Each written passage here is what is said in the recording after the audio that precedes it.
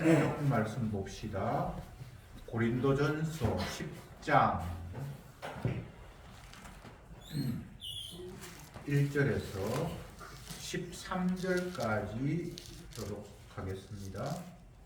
10장 1절에 형제들아 내가 너희가 알지 못하기를 내가 원치 않으니 우리 조상들이 다 구름 아래 있고 바다 가운데로 지나며 모세에게 속하여 다 구름과 바다에서 세례를 받고 다 같은 신령한 식물을 먹으며 다 같은 신령한 음료를 마셨으니 이는 저희를 따르는 신령한 원수로부터 마셨으니 그 원수는 곧 그리스도시라.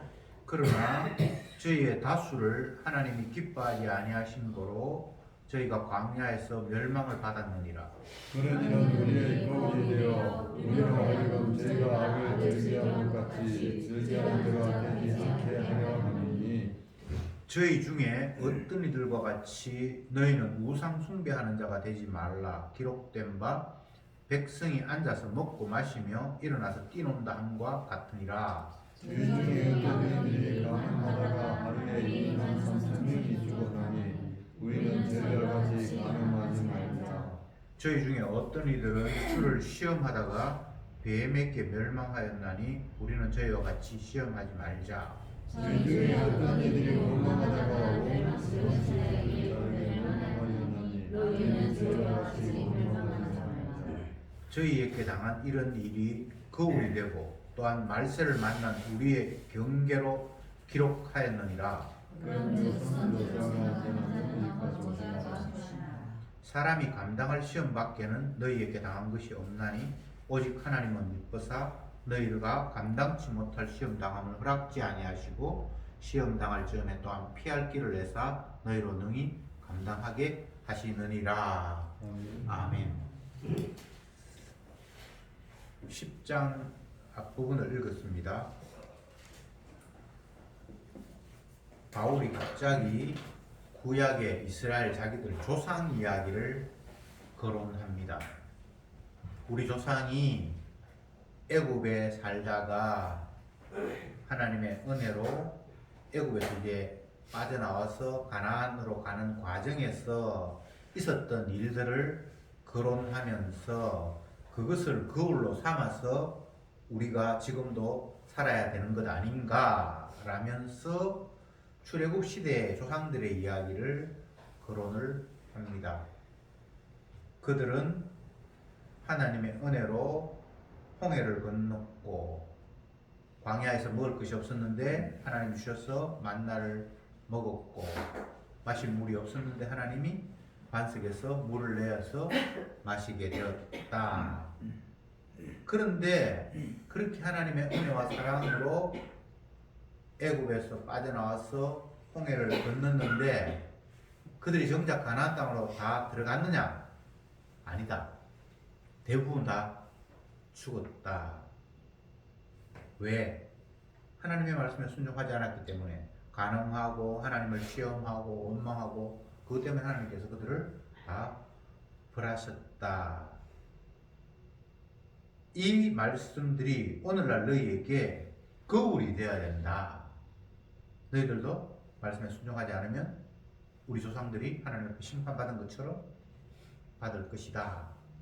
이런 이야기를 하면서 너희가 시험을 당할 때에 하나님께서 또한 피할 길을 내시고 인도하실 것이다. 이렇게 이제 말씀이 결론이 났는데 우선 여기서 우리가 생각해 봐야 될 것이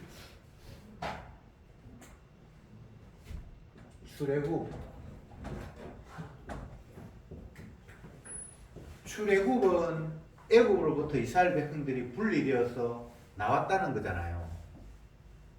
출애굽이 있기 전에는 이스라엘 백성들이 어디에 있었습니까? 애굽 안에 있었죠. 분명히 애굽인데 원래는 애굽인데 애굽에서 둘로 나누죠. 그냥 애굽과 여기서 탈출. 여기 이스라엘 히브리인들이죠. 히브리인들이 빠져나왔었는데 여기 있다가 여기로 빠져나오는 걸 갖다 출애굽이라고 하잖아요. 근데 놀라운 것은 탈출해서 출애굽을 했는데 히브리들이 출애굽을 했는데 광야에서 또 나누어집니다. 죽음. 여기서 다시 계속해서 생명을 얻음. 지금 성경이 하는 이야기를 우리가 따라가 보면 굉장히 혼란스러워요. 애굽은 세상 나라고 하나님을 알지 못하는 나라니까 멸망했다. 이스라엘 백성들이 잠시 그곳에 살았는데 하나님이 애굽을 멸망시키기 위해서 끄집어내고 그들을 장자를 다 심판해버렸다.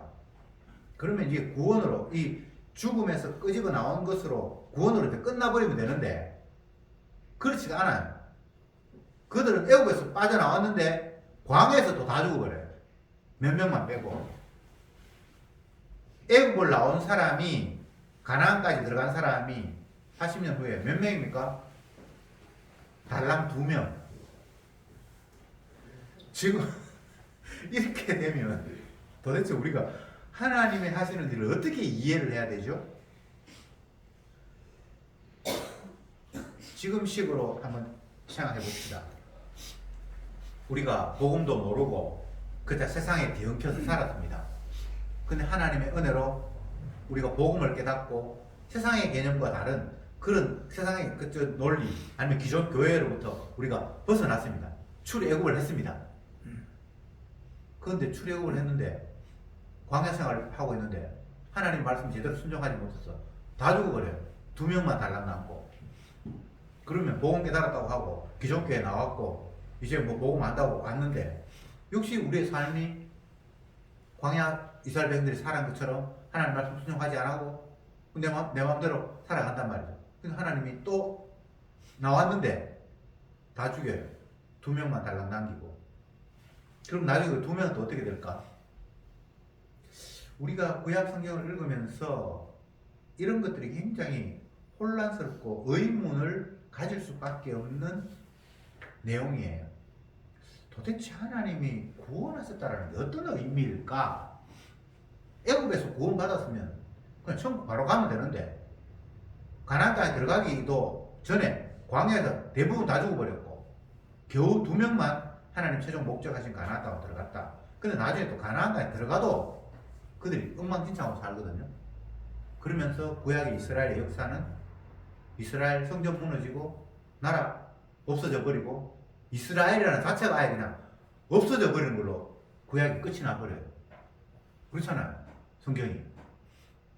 그럼 도대체 하나님의 구원이라는 것이 무엇인가? 이런 의문을 당연히 가질 수밖에 없죠. 지금 바울이 신약에 있는 성도들을 향해서 하나님이 어떻게 자기 백성을 구원하는지를 너희들은 알아야 돼요. 그 모습은 우리 조상 아브라함의 후손들이 애굽에 살다가 하나님께서 출애굽시켰고 그 출애굽 과정에서 광야 생활을 40년 했는데 그들이 또 하나님 말씀을 어겨서 대부분 멸망했고 겨우 2명만 가나안 땅에 들어갔어. 이게 우리에게 오늘날 주실 거울이야. 이렇게 지금 바울이 이야기를 하고 있잖아요. 그러면서 오늘 13절이 이제 오늘 읽은 마지막에 오늘 말씀 가운데 결론인데 사람이 감당할 시험 밖에는 너에게 당한 것이 없다. 오직 하나님은 미쁘사 너희가 감당치 못할 시험 당함을 허락지 아니하신다. 시험 당할 즈음에 피할 길을 내사 너희로 감당하게 하신다. 이렇게 결론이 났거든요. 감당치 못할 일을 하나님이 허락 안 한대요. 그리고 시험 당할 때에 피할 길을 내셔서 감당할 수 있게 하신대요. 그럼 이 이야기를 딱 들으면 우리가 어떤 생각이 듭니까? 그래, 결국은 하나님께서 감당하게 하시고 어려울 때 또 피할 길을 주신다고 하셨으니까 나는 뭐 문제 없다. 이런 식의 해석을 충분히 할 수 있겠죠. 근데 그게 제대로 된 해석이 아니라 엉뚱한 해석이에요. 하나님이 나 구원한다라는 쪽으로 해석하는 거거든요. 근데 하나님이 나를 구원하는 것이 아니고요. 주님이 자기 백성 구원해요. 자기 영광을 위해서. 우리가 오랫동안 에스겔 말씀 이제 예배 시간에 계속 보고 있는데 39장까지 봤는데 하나님의 구원이 도대체 무엇일까? 하나님이 자기 백성을 구원한다고 했는데 도대체 구원하는 게 무엇일까?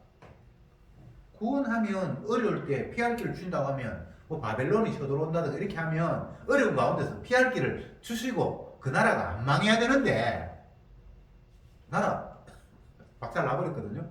심지어 주님이 자기 이름을 위해서 세운 그 성전마저 다 불타고 없어져 버렸어요. 근데 도대체 여호와의 구원이라는 게 뭐냐는 얘기죠. 자, 여기서 이제 우리가 오늘 말씀의 핵심으로 들어가는데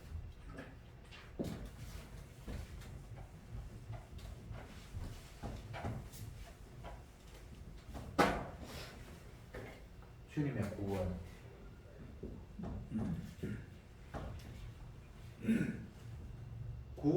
구원을 말하게 되면 반드시 그 전제는 멸망, 심판이라는 것들이 전제가 되어야만 거기서 빠져나오는 걸 구원이라고 하잖아요.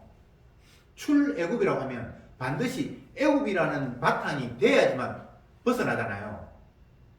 구원은 결국은 또 분리인데 나는 이게 구원인데 여기 이 구원을 이야기할 때 인간은 그냥 나를 그냥 거기 집어넣는 거예요.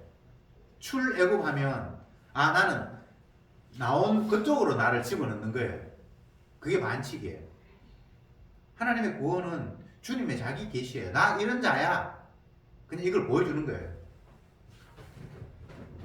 그래서 우리가 하나님의 말씀 앞에서 내가 좋은 쪽으로 가야지. 천국과 지옥이 있다고 하시는데 나는 천국 가야지. 이런 생각 자체가 전혀 하나님의 일하심에 대한 오해예요. 결과적으로 보니까 천국에 온 자가 있죠. 내가 요 길도 있고 저 길도 있고 애굽에 살아남는 것도 있고 애굽을 벗어나는 사람도 있고 하니까 나는 애굽을 벗어나야지.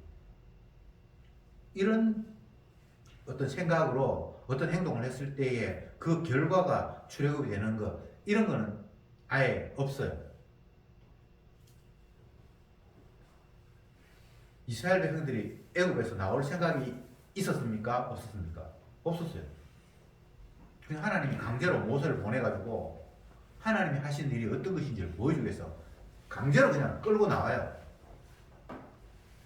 그러니까 구원이라는 것들은 우리가 잘못 생각하면 내가 하나님 말씀에 순종하고 잘 따르면 구원해 주시겠지 이런 생각을 하는데 성경을 읽으면 그렇게 구원이 성립이 되는 게 아니에요. 오늘 말씀 다시 보면 하나님께서 일방적으로 자기가 하는 일이 어떤 것인지를 보여주기 위해서 이스라엘 백성들을 애굽 안에 집어넣었고요.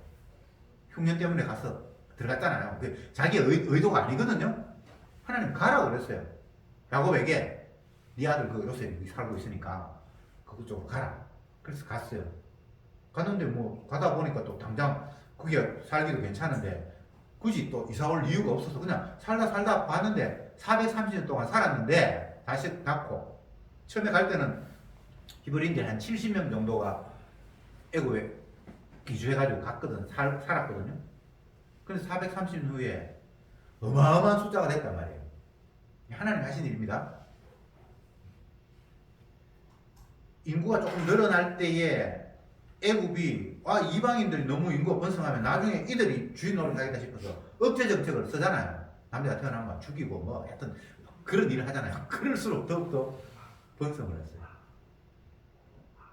그랬으면 애굽의 사람들의 생각처럼 히브리인들이 더 번성해서 애굽에서 자기들이 주인 노릇하며 살면 제일 좋잖아요. 그렇지 않습니까? 히브리인들이 그런 생각을 했을 수도 있고 애굽의 사람들이 히브리인들의 번성을 두려워했으니까 그런 게 충분히 가능할 수 있잖아요. 근데 하나님이 그렇게 하지 않았어요. 나올 마음도 없고 그렇다고 해서 정권을 뒤집어서 자기들이 주인 노릇할 만큼 그런 역량은 안 됐고, 그랬는데 하나님이 모세를 보내서 너희들 이제 이게 떠나야 된다. 근데 그것도 순조롭게 되지 않아요. 우선 애굽의 최고 권력자가 안 내보내주려고 그러고, 또 같은 백성들도 별로 나가고 싶은 마음이 없어요. 근데 하나 둘 주님이 일을 진행시켜 가는 가운데서 애굽의 지도자도 점점 더 마음이 강팍해져 가서 안 내보내려고 그러고, 끌고 나가야 될 이스라엘 백성들도 안 나가려고 지금 버티고 있어요.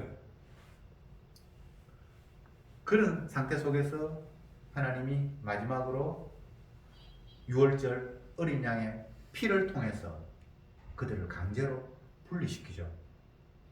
지금 이 과정을 우리가 여호와 하나님의 구원을 지금 제가 설명을 하고 있는데, 하나님의 구원은 나 구원 받았다 인간 위주로, 나는 애굽에서 멸망돼야 되는데 하나님께서 나 건져주셔서 나 멸망 안 받고 살아났다, 이런 식으로 인간 위주로 하나님의 구원을 이해할 수 없어요. 그건 다 엉터리예요.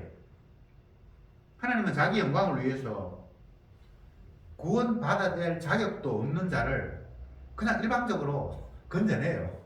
그러면서 봐, 내 피가 너를 건졌잖아, 이렇게 자기 자랑하시는 분이 여호와 하나님이고, 그걸 위해서 주님은 구원이라는 것을 말씀을 하셨어요. 그래서 이 오늘 본문에서 바울이 구약의 이 이야기들을 끄집어내는 이유가, 너희들이 구원받으려고 생각한다라는 그런 생각하지 말고, 어떻게 구약에서 구원이 이루어졌는지 한번 생각해봐. 구원 얻은 사람들이 지가 잘해서 구원받은 거 없거든. 출애굽한 사람들이 출애굽할 의사가 없었잖아요. 그렇잖아요. 그냥 하나님 강제로 하신 거예요. 그러면 끄집어냈으면 다 그냥 가나안으로 집어넣지 왜 안 넣는데? 광야 생활하면서 40년 동안 거의 다 죽여버려요. 그러면서 너희들 빠져나왔는데도 구원받을 자격이 없다라는 사실을 보여주기 위해서 광야에서 그냥 다 죽여버렸어요. 그럼 두 명, 여호수아 갈렙은 그러면 어떻게 된 건가? 그들이 다른 게 아니에요. 하나님의 구원이 주님의 희생으로만 된다라는 걸 보여주기 위해서 그냥 그 두 사람은 선택이 되어서 결국은 그게 들어간 거예요. 그러니까 누가 구원받았다 말았다라는 그런 관점으로 하나님의 구원을 바라볼 것이 아니라, 주님의 하시는 일은 이 인간은 도저히 그게 뭐 가담이 되거나 찬성하거나 돕거나 이런 것이 아니라, 끝까지 하나님이 하시는 일에 우리는 방해꾼이고, 하나님의 말씀에 의하면 내가 구원 대상이 아니라 심판의 대상이구나라는 것을 깨닫고 알게 하기 위해서 하나님은 이런 방법으로 자기의 일을 펼치신다. 이렇게 일단 정리를 하시면 됩니다. 그런데 결론은 사람이 감당할 시험 밖에는 당할 것이 없다. 시험 당할 점에 피할 길을 내신다. 그래서 결국은 자기 백성을 구원하신다.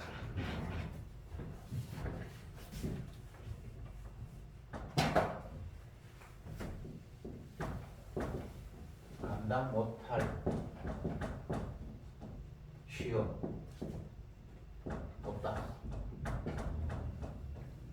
이걸 출애굽이라는 과정에서 적용시켜 보면, 하나님이 이스라엘 백성들을 애굽에서 건져낸다라고 했을 때 애굽의 최고 지도자가 못한다고 막고, 나가야 될 당사자들도 별로 나가고 싶은 마음이 없고, 그러면 인간적인 관점에서는 안 나가면 되잖아요.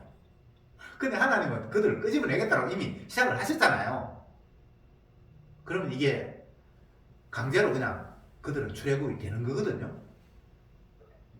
그래서 하나님의 구원은 사람 보고 뭐 어떻게 구원하는 게 아니에요. 그리고 인간이 협조하거나 그런 게 없어요. 안 나가기 싫어. 여기가 좋사오니. 여러분 지금 처음 가고 싶습니까? 그냥 여기서 잘 사는 게 괜찮지 않나요? 조금 더 어려운 요소들 요거 제거하고 그럼 살만하지 않습니까? 솔직히 인간은 하나님 나라를 사모하지 않아요. 그냥 이 땅이 괴로우니까 그게 좋다고 그러니까 그냥 가고 싶은 막연한 마음은 있는지 모르지만 정말 하나님 나라를 사모하지 않아요. 주님의 약속의 땅을 좋아하지 않아요. 왜? 모르니까. 그래도 뭐 믿음으로 해가지고 뭐 말씀하신 거 내가 처음 상상해보고 그건 그냥 상상이에요. 그냥 여기가 조사움이에요. 모든 인간은 아담의 본성은 그냥 여기서 그냥 눌러 사는. 어쩌면 맨 처음 아담이 누렸던 그 에덴 동산에서의 완벽한 쾌락, 거기에는 부족함이 없었잖아요. 범죄하기 이전에 에덴 동산은 부족함이 없었잖아요. 그 후손들이 아직도 그 어떤 향수들을 남아있어서 여기가 에덴 동산도 아닌데 그냥 여기서 살았으면 좋겠다라는 그런 이상한 마이가 심어준 엉뚱한 사고방식이 우리의 뇌리에 탁 박혀있어서 어디 떠난다라는 생각은 안 해요. 예수님 당시에 히브리인들, 유대인들도 마찬가지죠. 자기들이 이곳을 떠나야 된다는 생각은 안 했어요. 예수님께서 제 아들에게 내가 세상을 떠나야 된다 이렇게 얘기했을 때 주님 죽으면 안 되죠. 당신은 왕으로 오셨고 이 나라를 이제 다스려서 영원한 세상으로 만들어야 될 당신이 주인공이 죽어서 떠나버리면 안 되죠. 제자들이 그냥 떠날 마음이 없고 이 이스라엘 땅에 당신이 왕이 되어서 이곳이 영원하기를 기대하는 그런 사고방식을 보여줬잖아요.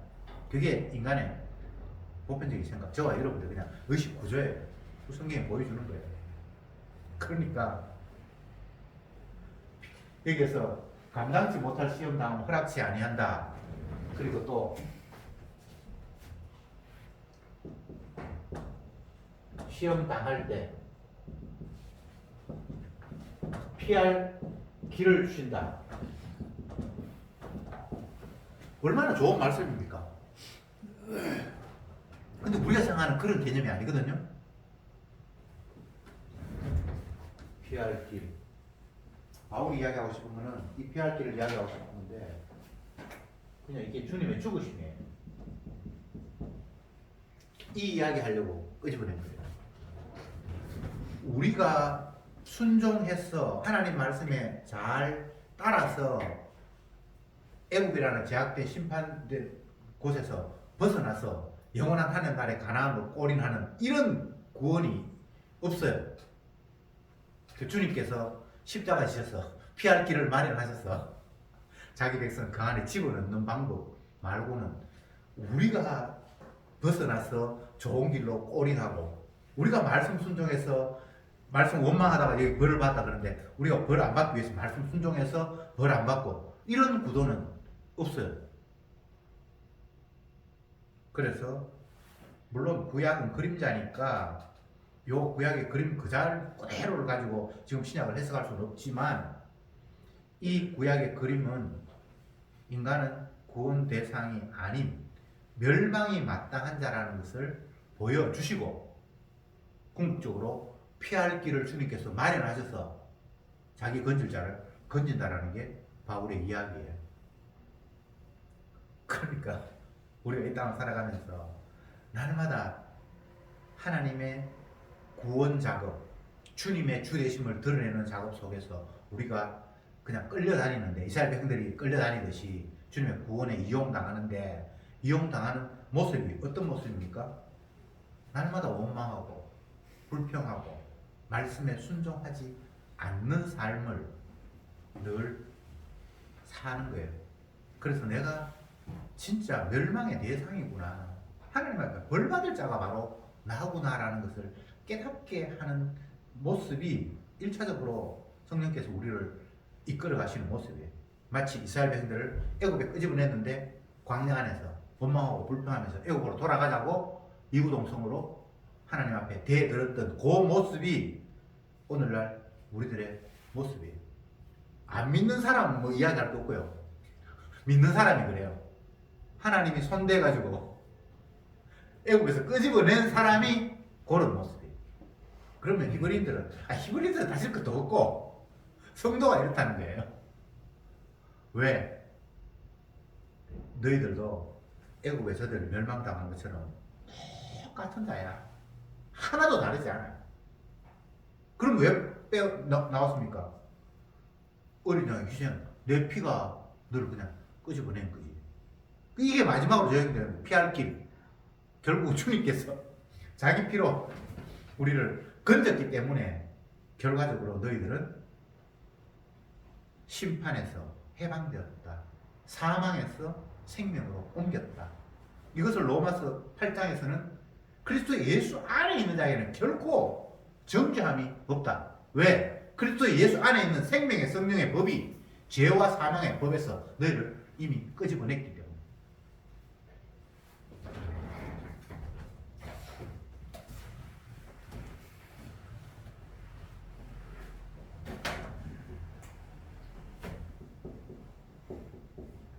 생명의 성령의 법.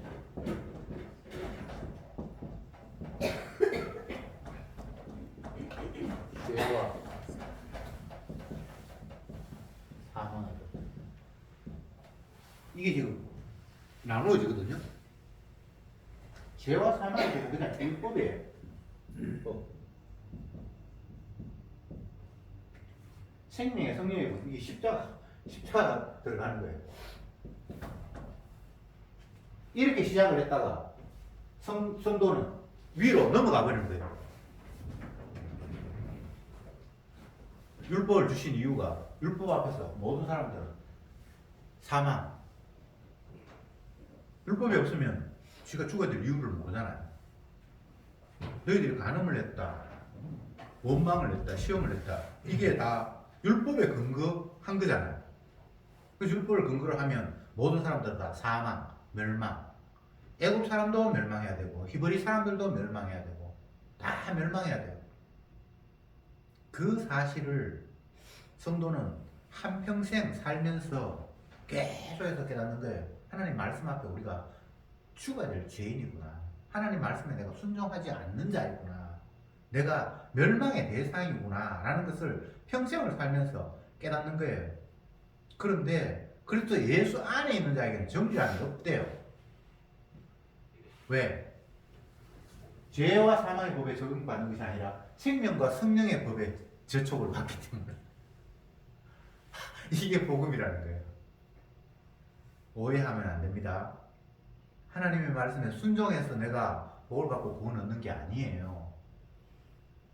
그분이 채찍에 맞아서 내가 나음을 입는 거예요. 그래서 채찍에 맞아 나음을 입은 자, 생명의 성령의 법에 적용이 되어서 죄와 사망으로부터 벗어난 자는 생명의 성령의 법, 십자가만 자랑할 수밖에 없는, 그것만 유일하게 소망이 될 수밖에 없는 그런 존재라는 것이 성경의 이야기예요. 뭐 하고 말고의 문제가 아니에요. 하나님 말씀을 순종한다고요? 뭘 순종해 봤습니까? 순종 안 돼요. 에덴 동산에서 추방된 인간이 하나님을 알아요? 알지도 못해요. 주님의 말씀을 지 마음대로 해석을 한 거예요.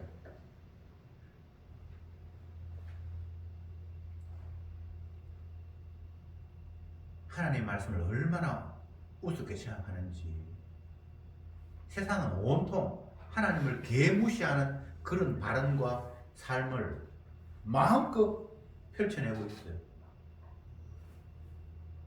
어떤 정치인이 이런 표현을 썼어요. 하도 한나라당이 저들끼리, 한나라당이 이런 바뀌었던 무슨 그 야당이 저들끼리 막 찢고 뽑고 싸우면서 이제 5월달에 선거합니까? 이렇게 해가지고는 절대 우리 당이 못 이긴다. 예수님이 와도 못 이긴다고. 이런 식으로 정치인이 예수님을 거론했어요. 아무리 뛰어난 사람이 이 환경 속에서는 이걸 극복하지 못한다 이런 식으로 예수님의 이름을 집어넣죠. 인간들은 지 마음대로 하나님을 자기 환경 속에서 이용하고,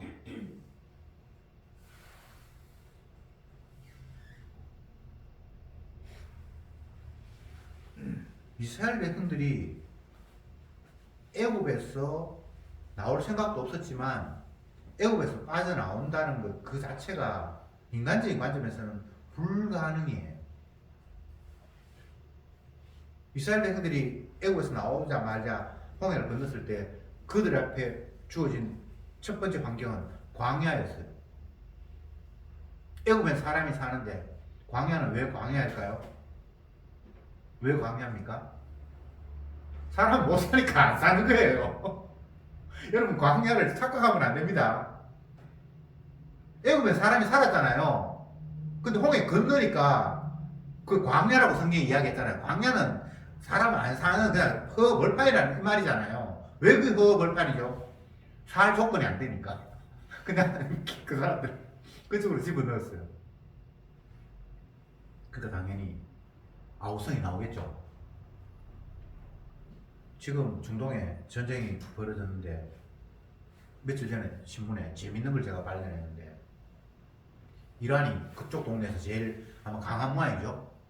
미국 분들은 다 죽인다 그러면서 막 이웃 나라들 포 쏘고 지금 난리가 났어요.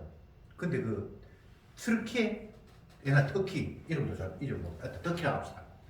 터키 그 왕이 대통령이 미사일을 자기들까지 쐈단 말이에요. 미국 구지가 뭐 그쪽에 있었던 모양이죠. 그러니까 이 대통령 화가 나가지고 야 이란 너 까불어. 그러면 내가 티그리스 유프라테스 강이 이제 흘러서 좁은 지역이 아마 그 터키 지역을 통과하는가 봐요. 자기들이 댐을 만들어가지고 이제 하는데 내가 댐 막아버릴 거야.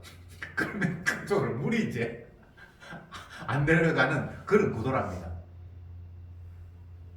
이란은 에너지, 석유 자기 동네 호르무즈로 그 통과하는데 막 전체 20%가 통과하니까 그거 막가 지금 엉망진창이 돼버렸는데 저쪽에서는 물을 내가 자꾸 까불면 막을 거야 라고 그렇게 지금 큰 소리를 치더라고요.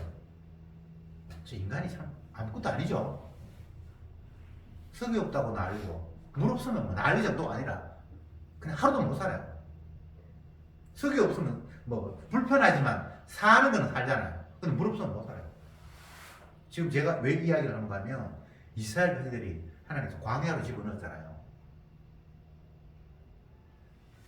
이 환경은 원망이 튀어나올 수밖에 없습니다. 물이 없는데 나는 좀 참다 그런데 지금 이제 돌도 안 되고 이런 애 지금 어떡할 건데요? 여러분 이스라엘 백성들이 원망하는 걸 갖다 여러분 믿음 없다 그렇게 우리 쉽게 취향하는데 믿음이 있고 없고 원망 안 하겠습니까? 하나님이 우리의 완악함을 덜 추어내기 위해서 아예 그런 환경으로 집어넣어 버렸어요. 그러니까 여러분들 신앙생활하고 뭐 믿음 좋고 나는 하나님 원망하지 않고 개뿔 그런 인간 없어요. 하나님이 먹을 것도 주고 먹을 것도 주고 살만하게 하시니까 아이고 감사합니다 하고 내가 뭐 믿음 있는 척하고 교회도 나오고 뭐 좀 체면체력하지. 아무것도 없으면 원망 안 하겠어요? 근데 우리가 당연히 받아야 된다라는 그런 조건이 있습니까? 내가 물을 먹어야 되고 건강해야 되고 안 추워야 되고 안 더워야 되고 그럴 이유가 있습니까? 그럴 이유가 없어요. 주님이 자기 하시는 일을 위해서 우리를 만드셨고 자기 영광을 위해서 우리를 마음껏 활용을 하시는데 이스라엘 백성들 어떻게 활용이 되는가? 하나님의 말씀이 얼마나 신실한가를 보여주기 위해서 그들을 끌고 다니는데 하나님의 말씀대로 그들은 신앙도 없고 하나님 앞에 순종하지 않으면 벌 받아야 되는데 그들은 구원이라는 그런 조건 안에서 자기들은 하나님 말씀을 어기면서도 복 받아야 된다고 그렇게 우기고 있고 이게 지금 반칙이잖아요.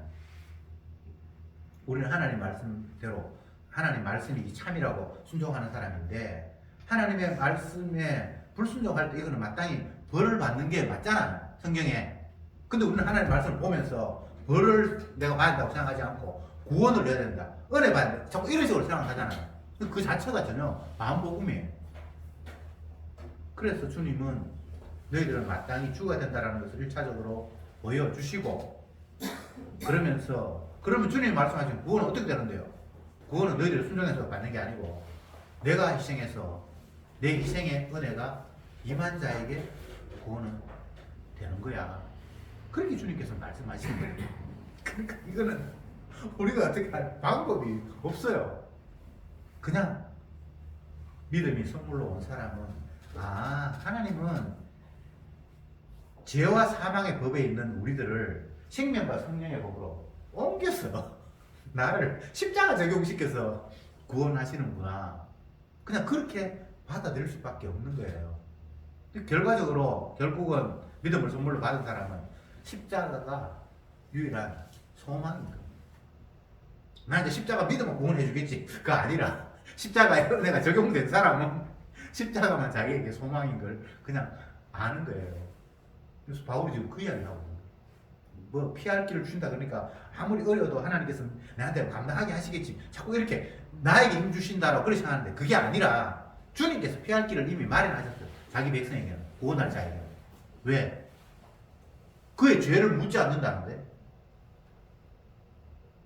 간음하다가 붙들린 그 여인, 간음은 어떻습니까? 왜 법에 의하면 돌로 던져가지고 죽는 거잖아요. 그래서 사람들이 돌 던져가 죽이려고 돌 들고 있잖아요. 원래는 그냥 돌에 맞아 죽어야 돼. 그게 하나님 말씀이잖아요.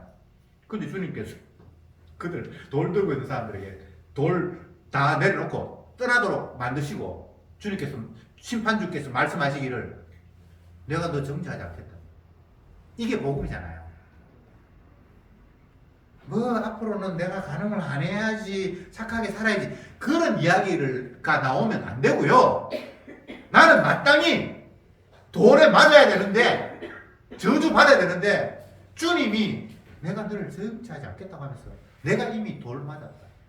내가 이미 십자가에서 네가 당해야 될 저주 내가 받았다라고 그렇게 말씀하시는 것이 피할 길이에요.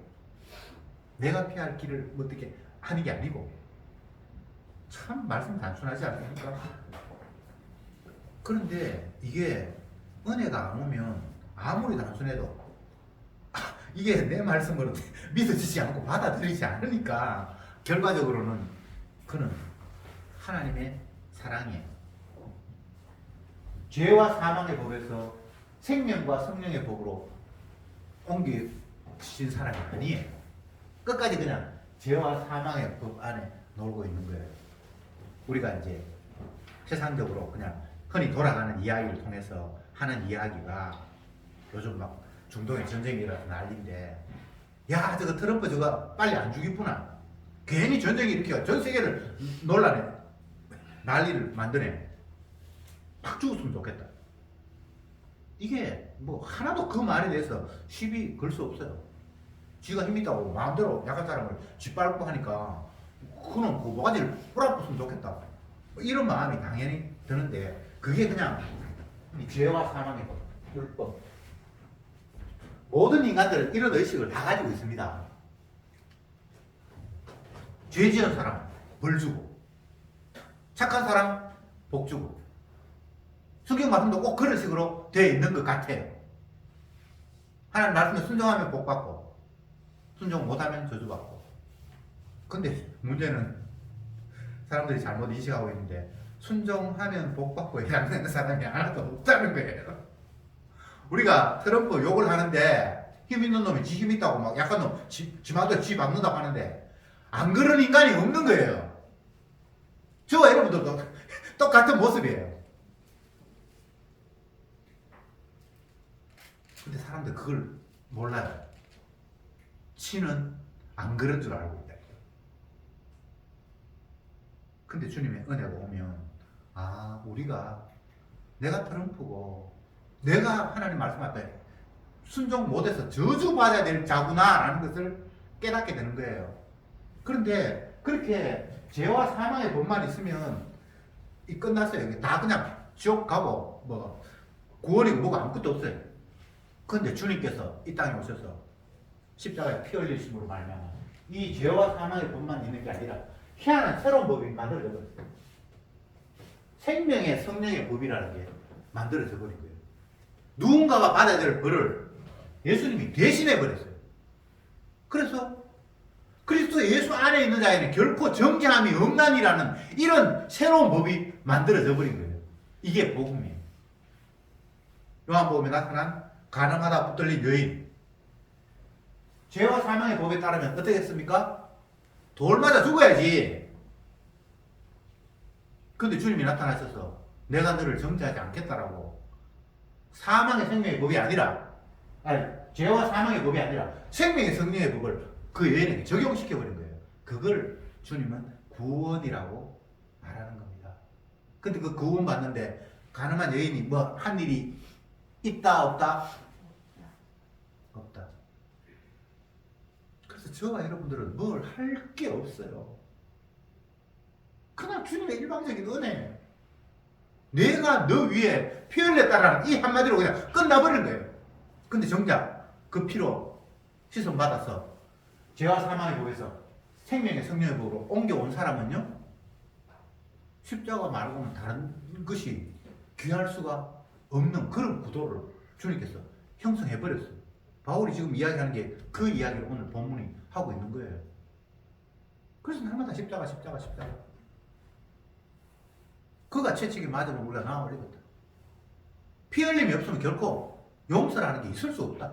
온통 그 이야기가, 성경 전체가 다 주님의 대속의 죽음, 거기에 쏠려 있습니다. 그래서 그분이 주입니다. 주인입니다. 내가 나의 주인이 아니에요. 이미 내 생명을 그분이 값으로 샀어요. 자기 생명 주고 내 걸 아예 가져가 버렸어요. 그래서 이제는 더 이상 나라는 것이 뭐 따로 어떻게 내 뭐 위치라든가 내 의지라든가 내 뭐 품위라든가 이런 게 피로 산 사람은 없어요. 그냥 주님의 피를 자랑하기 위해서 끌려다니는 인생, 사나 죽으나 주의 것이 된 인생, 그가 성도고, 다른 말로 하면 그가 구원 얻은 자입니다. 하나님 나 구원해 주세요 그따위 소리 하지 말고, 그가 채찍에 맞음으로 이미 나음을 입은 사람은 피만 자랑하면서 더 이상 내가 나의 주인이 아니라 예수님이 주가 되어서 주 앞에 끌려가면서 날마다 십자가 은혜를 감사하는 자, 그가 주님을 영화롭게 하는 자입니다. 기도합시다. 주님, 왜 주께서 저들에게 율법을 말씀하셨고 또 새 법을 우리에게 주셨습니까? 우리는 선악과를 따먹었기 때문에 율법 의식 외에 다른 생각을 하지를 못합니다. 내가 잘못하면 벌을 받아야 되고 잘하면 상 받아야 되고, 그래서 지옥도 있고 천국도 있는데 내가 잘못하면 지옥 가지만 그래도 조금 잘하면 하나님 앞에 이쁨 받아서 천국 갈 수 있지 않을까라는 이런 생각 자체가 다 엉터리 없는 죄와 사망의 법 아래 갇혀있는 모습임을 오늘 말씀을 통해서 다시 한번 확인했습니다. 주여, 저들이 죄와 사망의 법을 벗어날 방법은 없습니다. 그러나 주께서 이미 십자가를 통해서 생명의 성령의 법을 마련하시고 그 안에 있는 자에게는 결코 정죄함이 없다고 선언하셨기에 우리는 그 선언으로 인해 참 평안을 얻고 주님의 사랑을 알았습니다. 이 사랑, 이 은혜 날마다 자랑하며 살아가는 저들이 되게 하옵소서. 예수님의 이름으로 기도드립니다. 아멘.